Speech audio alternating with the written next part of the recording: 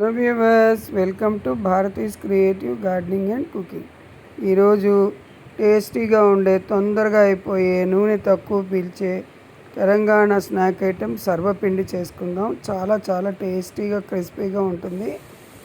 దీనికి ఏంటంటే ఒక గ్లాసు బియ్యపిండి తీసుకుని అందులో ఉప్పు, కారం, పచ్చిమిర్చి, కొంచెం నువ్వులు, నానబెట్టిన పచ్చెనగపప్పు, కొత్తిమీర, కరివేపాకు వేసి ముద్దలాగా కలుపుకొని 10 నిమిషాలు పక్కన పెట్టుకోవాలి.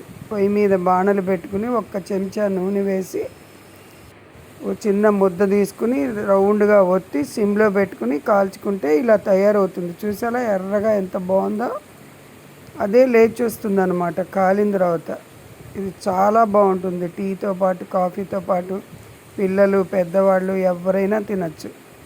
కాబట్టి మీరు కూడా తప్పకుండా చేసుకుని ఎలా వచ్చిందో కామెంట్ పెట్టండి.